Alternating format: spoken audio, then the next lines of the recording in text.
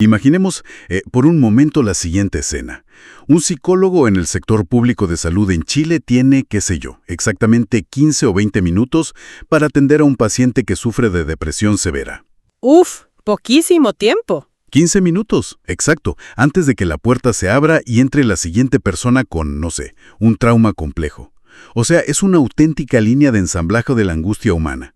Entra un paciente, sale otro, entra el siguiente. Y el resultado de esa dinámica es un nivel de agotamiento extremo tanto para el profesional como para el paciente, digamos. Totalmente. Y esa imagen de la línea de ensamblaje es el punto de partida perfecto para esta inmersión en las fuentes de hoy.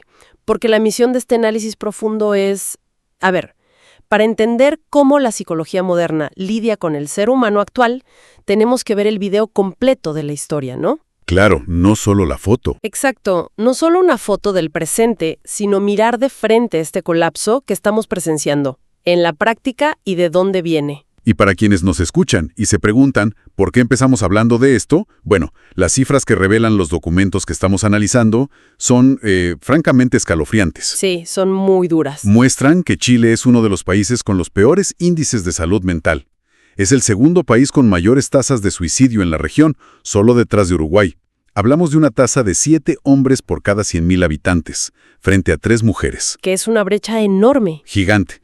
Sin embargo, los datos también señalan que son las mujeres quienes más sufren de cuadros depresivos y quienes más buscan ayuda profesional. Claro, y esa discrepancia en las cifras de consulta revela un montón sobre las barreras culturales que aún existen, especialmente para los hombres al pedir ayuda. Pero el panorama general es aún más sombrío si miramos hacia el futuro cercano, digamos. Las proyecciones al 2025. Así es.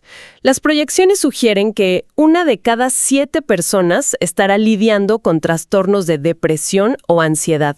Ahora, la pregunta fundamental aquí no es solo qué está pasando, sino por qué. Exacto. Y los textos apuntan directamente a las exigencias culturales brutales de nuestra época. O sea, hay un imperativo social de éxito, de productividad constante, de rendimiento ininterrumpido. Claro, y cuando el individuo se quiebra bajo ese peso enorme, va y busca el sistema de salud para que lo sostenga. Pero el sistema está en el suelo. Colapsado. Totalmente colapsado. O sea, la Organización Mundial de la Salud recomienda que los países inviertan, digamos, entre un 6 y un 7% de su presupuesto de salud específicamente en salud mental. Que suena razonable. Suena razonable, pero en Chile recién se proyecta alcanzar un modesto 4% para el año 2025. Eso explica la altísima rotación de psicólogos en el sector público que veíamos con la línea de ensamblaje. Renuncian rapidísimo por el estrés. Claro, se queman. Y para quien busca ayuda, pasar por las manos de 3 o 4 terapeutas distintos en un solo año termina lógicamente en que abandonan el tratamiento. Y hay que decir que el sector privado tampoco ofrece un refugio sencillo. O sea, las ISAPRES históricamente limitaban la cobertura a unas 10 sesiones. Lo cual es nada para una terapia profunda. Absolutamente nada. Y aunque hubo leyes para prohibir ese tope, la realidad burocrática es otra. Las trabas para los reembolsos son inmensas, obligando a las personas a presentar denuncias en la Superintendencia de Salud para recuperar su dinero meses después. Y ante este abandono institucional tan fuerte, surge un fenómeno que las fuentes describen con mucha preocupación. Ante la desesperación, la gente busca alivio donde sea. En lo que encuentre. Tal cual. Vemos automedicación, vemos un mercado negro de fármacos, pero también una explosión masiva de terapias alternativas no reguladas. Sí, la gemoterapia, constelaciones familiares. Lectura de cartas astrales, exacto, ofrecidas muchas veces por personas sin ninguna preparación formal. Pero, quiero plantear una duda razonable aquí. Dime. Si una persona sale de una sesión de lectura de cartas sintiéndose más liviana, ¿por qué la academia mira esto con tanta alarma? Al final del día, ¿no están encontrando un alivio que el hospital público les negó? Es una buena pregunta, pero hay que hacer una distinción crucial que los textos subrayan. Lo fascinante de esto es que ese alivio existe, sí, pero opera bajo el mecanismo de la catarsis, no de la sanación. Explícanos esa diferencia. Claro, estas prácticas proveen un espacio para que la persona hable, llore y se descargue. Eso libera tensión inmediata. es una catarsis. Pero no hay una intervención clínica que aborde las estructuras profundas del dolor, ni un cuestionamiento real de los patrones que llevaron a esa persona al colapso. O sea, es el equivalente a, no sé, poner un balde bajo una gotera en el techo. Tal cual. Evita que el piso se inunde hoy, pero no repara la tubería rota. Exactamente. Es un alivio temporal. Bueno, a ver, desarmemos esto un poco, porque aquí es donde las piezas empiezan a conectar de verdad. Si el sistema tradicional falla y la catarsis alternativa no resuelve el problema de fondo, la gran interrogante es cómo se está formando a los psicólogos que deben enfrentar esta crisis. Y ahí entramos en un terreno súper interesante. Y los textos de la académica Adriana Caulino sobre la historia crítica de la disciplina abren una ventana fascinante a este problema, ¿no? Sí, porque Caulino pone el foco en cómo se enseña la historia de la psicología en las universidades chilenas y revela una paradoja educativa tremenda. Una paradoja enorme, sí, porque según las fuentes, el 86,7% de las carreras de psicología acreditadas en Chile enseñan historia de la disciplina. Que es un porcentaje altísimo. Altísimo. Y a diferencia de Argentina o Brasil, donde esto es, digamos, una obligación legal para acreditarse, en Chile no lo es, pero casi todos lo hacen igual. Lo cual suena muy bien en papel. Suena bien, pero el problema radica en los materiales. Dependen casi exclusivamente de manuales importados de Estados Unidos o de España. Sí. Textos que ignoran por completo la realidad local, las crisis sociales propias y el contexto latinoamericano. Y el problema de esos manuales no es solo geográfico, es profundamente epistemológico. Caulino explica que en estos textos predomina lo que ella denomina la historia tradicional. Ok, ¿y qué significa eso en la práctica? Este es un enfoque puramente positivista, o sea, presenta la historia de la psicología como una línea recta y ascendente de grandes descubrimientos, liderada por, no sé, figuras geniales que fueron revelando las verdades de la mente humana. Pero aquí tengo que hacer de abogado del diablo un segundo. ¿Adelante? No es así como se enseña cualquier disciplina científica. O sea, si alguien estudia física, primero le enseñan sobre la manzana de Newton, luego sobre Einstein. Hay que conocer a los pioneros y sus victorias antes de poder hacer un análisis complejo. Entonces, ¿por qué este enfoque de héroes y descubrimientos es tan perjudicial específicamente para un psicólogo en formación? Es una excelente objeción. Pero la diferencia radica en el objeto de estudio en sí. O sea, la gravedad existía antes de que Newton la describiera, ¿cierto? Es independiente de la cultura. Claro, la gravedad no cambia según la época. Exacto. Pero la historia tradicional en psicología peca de internalismo, que es mirar solo cómo cambian los conceptos dentro de la academia, ignorando el mundo exterior. Y también peca de naturalismo ingenuo. ¿Naturalismo ingenuo? Sí, es decir, asume que conceptos como déficit de atención, histeria o neurosis son objetos naturales que siempre estuvieron ahí esperando ser descubiertos con un microscopio mental. Caulino contrasta esto con la nueva historia, que introduce el externalismo. Entiendo. O sea, reconocer que los conceptos psicológicos están atados a su época política y social. Exactamente. O sea, un diagnóstico no cae de un árbol como una manzana, digamos. Es moldeado por lo que la sociedad de esa época considera normal o productivo. Tal cual. Pero el gran salto que propone Caulino es la historia crítica. Este enfoque no se conforma con solo añadir contexto histórico al relato. ¿Va más allá? Va mucho más allá. Toma una postura ética y normativa. Problematiza los objetos de estudio. Se pregunta qué intereses sociales o económicos sirvieron para que cierto comportamiento fuera catalogado como enfermedad en una década y, no sé, dejado de lado en otra. Claro. Entonces la historia crítica no es un pasatiempo de anticuarios. O sea, es una herramienta reflexiva vital para el futuro. Un psicólogo formado así no aplica un diagnóstico de un manual ciegamente a un paciente precarizado, sino que entiende cómo el entorno y la historia están construyendo el sufrimiento de esa persona. Y eso cambia por completo la forma de hacer terapia. Y esto nos lleva a una pregunta inevitable sobre el origen de esa visión tradicional. ¿Por qué la psicología, sabiendo que trata con la complejidad humana, se obsesionó tanto con parecer una ciencia exacta, inmutable y rígida? Es una gran pregunta. Y para responder a esto, las fuentes nos guían a través de la obra del filósofo Michel Foucault, analizando el periodo crucial entre 1850 y 1950. Sí, Y Foucault diagnostica la psicología temprana con un severo complejo de inferioridad científica, por así decirlo. Estaba dominada por lo que él llama el prejuicio de la naturaleza. El prejuicio de la naturaleza. Claro, para que la academia la tomara en serio, la psicología intentó desesperadamente imitar los métodos de las ciencias naturales consagradas, como la física o la química. Asumían que el ser humano podía explicarse enteramente desde su dimensión puramente orgánica y material. Es como el deseo de medir el alma con una regla matemática y una balanza, ¿no? Exactamente esa es la imagen. Y las fuentes detallan 3 grandes modelos evolutivos en este intento. El primero es el modelo físico-químico, que buscaba reducir comportamientos complejos a leyes universales de causa y efecto. Sí, estímulo y respuesta. Al cual. El ejemplo paradigmático ahí es el condicionamiento clásico. Para llevar esto a una experiencia cotidiana moderna, o sea, imaginemos a alguien que escucha constantemente el sonido de la vibración de un teléfono, incluso cuando el aparato no está ahí. Uy, nos pasa a todos. A todos. La industria tecnológica diseñó una notificación, que sería el estímulo incondicionado, que genera ansiedad por revisar la pantalla. Con el tiempo, cualquier zumbido genérico, el estímulo neutro, detona esa misma ansiedad automática. Es una reacción biológica programada, básicamente. Totalmente. El síndrome de la vibración fantasma ilustra perfectamente esa mecanicidad. Pero Foucault señala que tratar al humano solo como un conjunto de reflejos físicos se quedó corto rápidamente.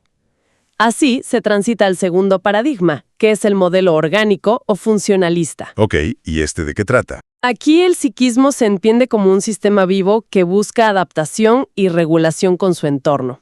El gran referente es el condicionamiento operante de Skinner. La conducta se moldea mediante refuerzos y castigos. Y hay un hallazgo fascinante en las fuentes sobre este modelo respecto al castigo. Ah, sí, la idea de que el castigo no es una herramienta eficaz a largo plazo. Exacto. La razón de fondo es que el castigo no enseña adaptación real, solo reprime la conducta momentáneamente frente a la figura de autoridad. Claro, por miedo. Por miedo, sí. Y se olvida rápido porque no genera un nuevo patrón de comportamiento útil, a diferencia del refuerzo positivo, que sí construye una vía de adaptación. Sin embargo, incluso este modelo orgánico era insuficiente, lo que dio paso al tercer modelo, el evolutivo. Y aquí es donde la psicología finalmente le otorga a la mente humana la dimensión del tiempo, ¿cierto? Exactamente. Se dan cuenta de que no somos solo organismos reaccionando al presente. Las fuertes citan ejemplos clave para esto, como la teoría del desarrollo psicosexual de Freud, la pirámide de necesidades de Abraham Maslow, la teoría del apego de Bowlby o los estadios cognitivos de Piaget. Todos procesos en el tiempo. Claro, de pronto el psiquismo tiene un pasado formativo y un futuro hacia el cual proyectarse. Pero el giro verdaderamente revolucionario, digamos, el clímax de esta progresión, según Foucault, ocurre cuando la psicología logra superar esa fijación con la biología y la naturaleza y realiza el descubrimiento del sentido. El sentido. Sí, Foucault sitúa al psicoanálisis en el centro de esta revolución epistemológica. O sea, no se trata de defender cada método particular de Freud, claro, sino de reconocer el salto monumental que dio. Dejó de ver el síntoma como el engranaje roto de una máquina biológica y empezó a verlo como un mensaje. Esa es una distinción inmensa. O sea, significa que el comportamiento más aparentemente irracional no es un error del sistema, sino que tiene un significado simbólico que nace de la historia personal. Sí, y la consecuencia directa de esto fue borrar la frontera rígida entre lo normal y lo patológico. Ya no se divide a la humanidad entre organismos sanos y organismos defectuosos, sino que se entiende el sufrimiento como un espectro de significaciones humanas. Donde todos compartimos mecanismos similares de defensa, de represión y deseo. Exacto. Bueno, y aquí es donde llegamos al núcleo de esta inmersión. Entonces, ¿qué significa todo esto? Si Foucault nos muestra que la psicología descubrió el sentido, que aprendió a ver los síntomas como mensajes complejos y dejó atrás la idea de que somos meros robots biológicos, ¿por qué las salas de espera de los consultorios públicos en Chile están a punto de reventar? ¿Es la gran contradicción? Claro, si encontramos el significado, ¿por qué hay tanto desasosiego hoy en día? Y aquí el filósofo Jürgen Habermas entra en la discusión con una respuesta que cambia las reglas del juego. Así es. El problema no es solo médico. La psicología es hija legítima de la modernidad y hereda inevitablemente todas sus contradicciones insalvables. Y para desentrañar esta idea, Habermas nos obliga a mirar el cimiento mismo de la era moderna, que es el racionalismo occidental. Hubo un quiebre histórico donde la sociedad dejó de buscar respuestas en los mitos, en la religión o en el derecho divino de los reyes, digamos. Claro. La humanidad coronó a la razón científica, con mayúscula, como la nueva autoridad suprema. El triunfo absoluto de la Ilustración. Tal cual. Sin embargo, Habermas rescata la aguda crítica del sociólogo Max Weber, quien advirtió el costo altísimo de este triunfo. Weber habló del desencantamiento del mundo. ¡Qué frase tan potente! Lo es. Al expulsar la magia y el misterio, el mundo se volvió calculable, frío y superutilitario. Dominó la racionalidad instrumental. Esto significa que las instituciones, la educación y hasta las relaciones humanas comenzaron a medirse exclusivamente por su eficiencia y su utilidad práctica. Claro, Weber usó esa imagen escalofriante de la jaula de hierro, ¿no? ¡Exacto! Creamos sistemas para hacernos la vida más fácil, pero esos mismos sistemas nos atraparon. Es como cuando alguien automatiza toda su casa con la mejor tecnología inteligente para liberarse de las tareas manuales. La racionalidad de esa casa es perfecta. Hasta que falla algo. Hasta que se corta la conexión a Internet, exacto. Ahí la persona queda encerrada en la oscuridad, incapaz siquiera de encender una luz o abrir una puerta. Una pesadilla. Totalmente. La herramienta diseñada para liberar termina por aprisionar. Y esa es la burocracia moderna de las ISAPRES y de las clínicas públicas de las que hablábamos antes. Es una analogía que retrata a la perfección el colapso burocrático de hoy. Y frente a esta jaula de hierro, las fuentes detallan cómo la intelectualidad se dividió en distintas reacciones. Por un lado, tienes a los post-Weberianos con sus teorías de la modernización, que intentan simplificar todo este dilema reduciendo la modernidad a una lista de verificación burocrática, como si el progreso fuera solo tachar metas económicas. ¿Un checklist? Y en el otro extremo, las posturas postmodernas, que son fascinantes por sus contradicciones, digamos. Los neoconservadores, por ejemplo. ¿Así? Quieren mantener los beneficios técnicos, como la medicina avanzada y la tecnología de punta, pero se horrorizan ante la pérdida de valores y exigen un retorno a la moralidad religiosa tradicional. O sea, quieren los frutos de la modernidad sin sus raíces intelectuales. Quieren lo mejor de ambos mundos sin pagar el costo. Exacto. Y por otro lado están los anarquistas estéticos, que observan la jaula de hierro, declaran que todo el proyecto de la Ilustración es un fraude opresivo y proponen rechazar la racionalidad por completo. Pero más allá de estas disputas sociológicas, Habermas profundiza en problemas aún más estructurales que la psicología debe enfrentar a diario en sus pacientes, que son el problema del tiempo y el de la normatividad. A ver. La modernidad tiene una orientación obsesiva hacia el futuro. O sea, su identidad misma se basa en no ser el pasado, en romper constantemente con lo anterior. Lo cual genera un problema inmenso con las reglas, con la normatividad. Porque si la regla número 1 es adorar lo nuevo y descartar lo viejo, ¿cómo puede una sociedad establecer normas morales o de comportamiento estables? Es casi imposible. La norma que se establece hoy para estabilizar a la sociedad ya se considera anticuada al día siguiente. El presente se vuelve puramente efímero, como una simple sala de espera incómoda hacia el futuro. Y este vértigo se manifestó en múltiples esferas de la cultura. En el arte, las fuentes mencionan a Charles Baudelaire, quien entendió que el arte moderno ya no podía depender de la tradición estática. Claro. Su misión era capturar esa fugacidad de la vida urbana, pero encontrar dentro de lo efímero una belleza que rozara lo eterno. Un intento desesperado de anclar la experiencia humana que se desvanecía rápidamente. Y en la esfera de la historia, el filósofo Walter Benjamin lanza una advertencia desgarradora sobre esto mismo. Él argumentaba que mirar solamente hacia el futuro del progreso es una forma de ceguera. Sí. Decía que la modernidad tiene una deuda inmensa con el pasado oprimido. O sea, la verdadera responsabilidad no es correr hacia adelante creando nuevas tecnologías, sino detenerse a redimir y recordar a aquellos que fueron aplastados por la marcha de la historia. Sin memoria, no hay sanación real. Lo que nos conduce al punto culminante de la crítica de Habermas, el centro exacto de donde emana la crisis de salud mental contemporánea, que es el problema de la subjetividad moderna, ¿quiénes somos hoy como individuos en medio de esta maquinaria? Y las fuentes desglosan esta subjetividad en 4 características fundamentales que todos damos por sentadas hoy. A ver, ¿cuáles son? Primero, el individualismo extremo. O sea, la convicción íntima de que cada vida humana es singular y única, un proyecto en sí mismo. Segundo, el derecho a la crítica, la idea de que nadie tiene que aceptar un dogma de fe o una tradición ciegamente. Toda norma debe justificarse ante el tribunal de la razón personal. Cierto. Tercero, la autonomía de la acción. Somos dueños absolutos de nuestros actos, sin poder culpar al destino o a fuerzas sobrenaturales.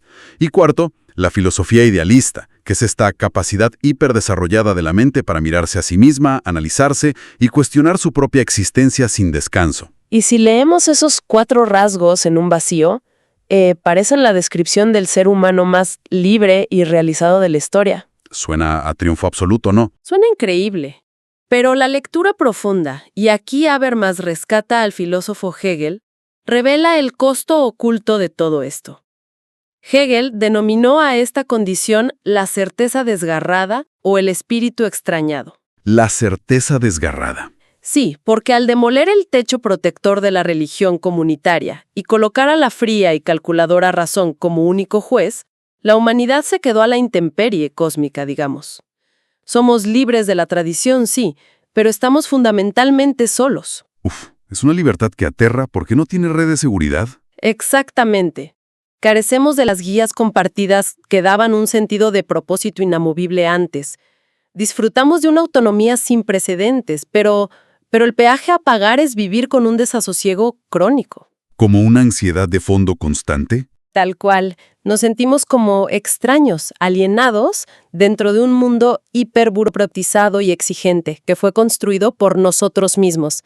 La razón cortó las cadenas, pero dejó al sujeto desgarrado frente a una realidad que exige rendimiento constante, pero no ofrece sentido intrínseco. Analizar estas fuentes transforma completamente la manera de entender la psique humana. O sea, si hacemos una panorámica de la exploración de hoy, comenzamos observando ese consultorio público en Chile. Con los psicólogos colapsados. Con psicólogos colapsados atendiendo como en una línea de ensamblaje, y personas buscando refugio momentáneo en el tarot o los cristales ante la falta de respuestas estructurales. Luego exploramos cómo el enfoque tradicional en las universidades perpetúa una visión ingenua de la historia, en lugar de usar la perspectiva crítica de Caulino para entender las presiones sociales. Y después revisamos con Foucault los intentos iniciales de la disciplina por medir el sufrimiento como quien mide una reacción química, ¿no? Hasta lograr el salto de comprender los síntomas como mensajes llenos de sentido. Claro, para finalmente enfrentarnos a la dura realidad de Habermas y Hegel. O sea, ese sufrimiento masivo por el que tanta gente consulta hoy no es simplemente una suma de cerebros defectuosos, es el síntoma colectivo de una época. Es el peso aplastante de la certeza desgarrada. Es la factura de cobro de ser sujetos modernos, o sea, radicalmente libres, hiperconscientes, pero crónicamente solos y atrapados en la jaula de hierro de la productividad. Esto nos deja en una encrucijada fascinante al cerrar este análisis profundo. Sí, y hay una idea final que las fuentes insinúan y que vale la pena que quienes nos escuchan exploren por su cuenta después de esto. A ver, cuéntanos. Si la psicología clínica moderna fue forjada precisamente en medio de estas contradicciones de la era occidental, ¿tiene realmente la capacidad de curar a la humanidad del desasosiego profundo que la modernidad provoca? O quizás, bajo las presiones del sistema actual, su función más realista sea enseñarnos a decorar el interior de nuestra jaula de hierro. ¡Wow! Decorar la jaula. Sí, ajustando nuestras expectativas para que la soledad ineludible de la razón sea al menos un poco más tolerable en el día a día. Es una reflexión monumental para llevarse a casa.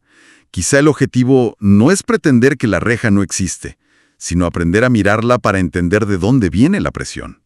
Ha sido un trayecto súper revelador a través de las fuentes.